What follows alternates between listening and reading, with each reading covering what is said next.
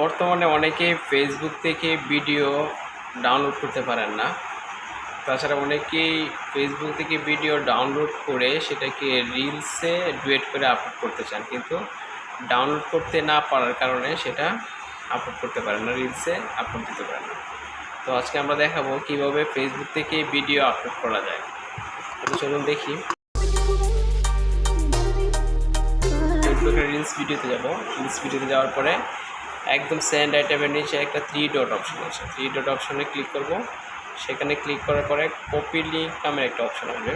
আমরা হচ্ছে কপি লিঙ্কে ক্লিক করব। কপি লিঙ্কে ক্লিক করার পরে সেটাকে আমরা সরাসরি চলে যাব গুগল ক্রোম ব্রাউজারে। ক্রোম ব্রাউজারে সার্চ অপশনে যাব। সার্চ অপশনে গিয়ে সেখানে লিখব videodown.net। videodown.net লিখে সার্চ দেব। সার্চ দেওয়ার পরে সেখানে একটা খালি ঘর দেখতে পারবো। একটু সময় দেবেন। তাহলে যে খালি ঘর সার্চ শেয়ার নামের যে ঘরটা আছে সেই ঘরের মধ্যে আমরা যে কপি করেছি সেটা পেস্ট করব। পেস্ট করার পরে এটা সার্চ দিব।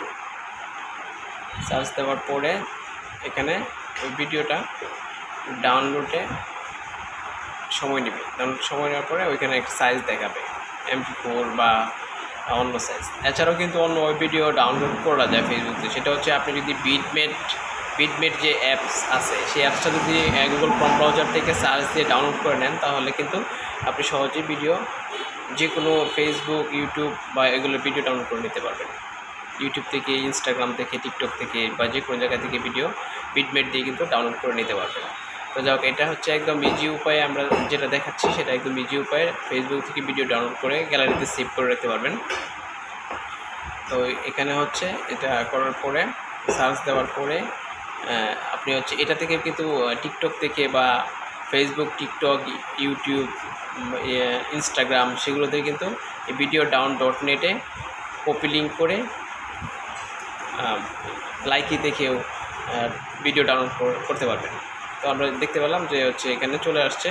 তো আমরা হচ্ছে যে সাইজটা নিব সেই সাইজটা ডাউনলোড MP4 যে লেখাটা আছে ডাউনলোডে ক্লিক করব। ডাউনলোডে ক্লিক করে দেব। ডাউনলোডে ক্লিক করে দেওয়ার পরে এটা গ্যালারিতে সেভ হয়ে যাবে, ডাউনলোড হয়ে যাবে।